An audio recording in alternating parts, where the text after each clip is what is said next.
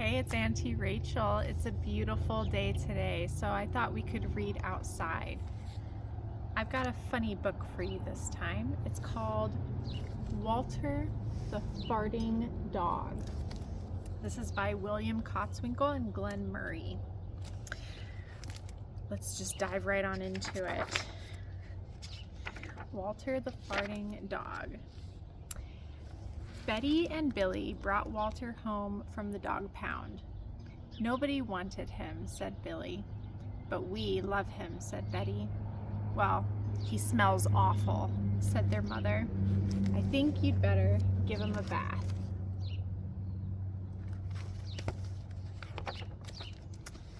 Mother walked in and said, he still smells awful. And that's when they got the first clue. The telltale bubbles in the water. He's probably just a little nervous, said Mother, hopefully. His stomach must be upset. But Walter's stomach wasn't upset. Walter's stomach was fine. He felt perfectly normal. He just farted a lot.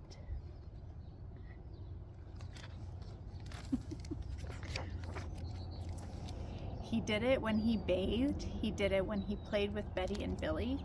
He did it when he walked around the house. He did it in the dining room. He did it in the kitchen. And he did it in his sleep.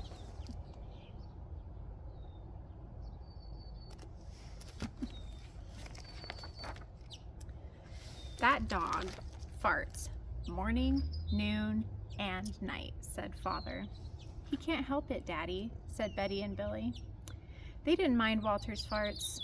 So what if he farts? Billy said to Betty when they were alone in their room with Walter. Betty agreed. Walter agreed too. He sat there, looking innocently around, farting. Take him to the vet, said Father.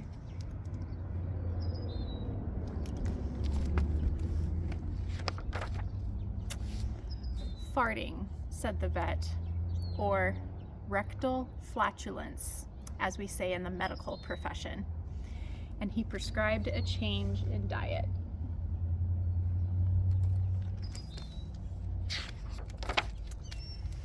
They gave Walter every kind of dog food. He farted. They tried him on cat food. They gave him hot dogs, hamburgers, and lettuce and tomato sandwiches. They gave him fried chicken. They gave him rabbit food. They made him a vegetarian. No matter what that dog eats, he turns into farts, Father said.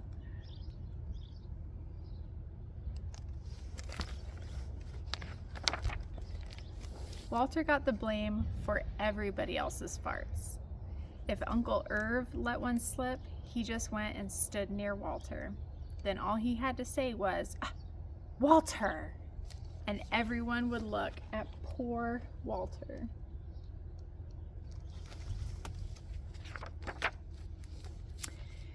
He has to go back to the pound, said Father.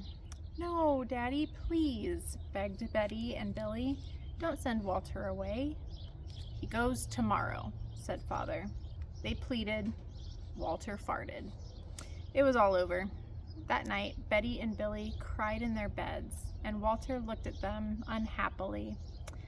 Oh, Walter, said Betty, you've got to stop farting. Because Father's going to send you back to the pound tomorrow, said Billy.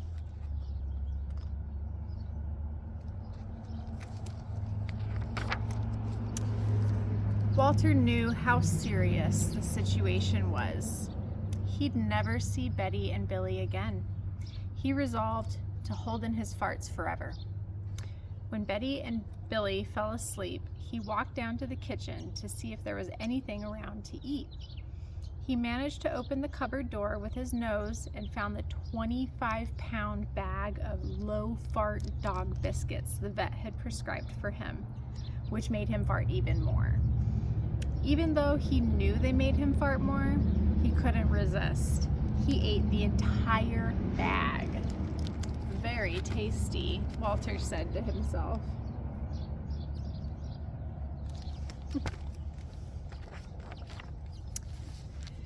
Then he went and lay down on the sofa, a gigantic gas bubble began to build inside of him. "This is going to be trouble," he said to himself nervously. He was afraid of what might happen if he let it go. He thought maybe the house would explode, so he kept it in. It wasn't easy. In fact, it was torture. But he had resolved to never fart again. His future depended on it. And he lay there with his tail wrapped tightly between his legs. He heard a noise at the window.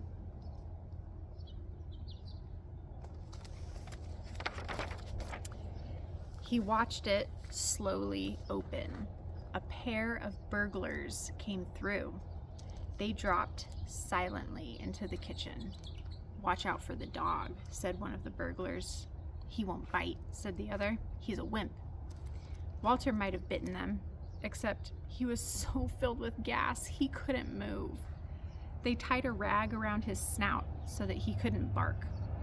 "Okay," whispered the first burglar. "Let's clear the place out." They took everything they could get their hands on. Walter wanted to stop them, but he was having unbearable gas pains.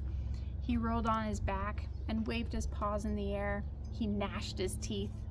"We've got it all," said the second burglar. "Let's go."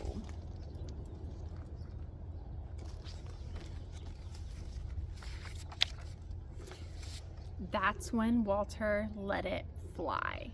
It was the worst fart of his life. It made tremendous noise and shot him across the room. A hideous cloud filled the air. The burglars clutched their throats, unable to breathe. With tears in their eyes, they raced for the window. They tried to grab their bag with all the valuables in it, but their arms were too weak. "Let's get out of here."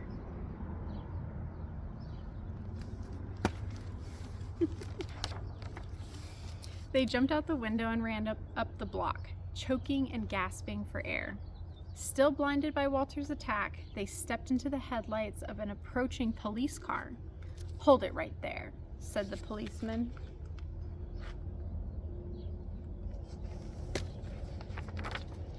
When father and mother came down in the morning, they found the open window, and they saw the bag with their valuables in it, and Walter was sitting beside it. He still had the rag tied around his snout. You'd have to say he looked heroic. "He saved the silverware," cried mother. "He saved the VCR," cried father. "Good dog, Walter. You're our dog, even if you do fart all the time."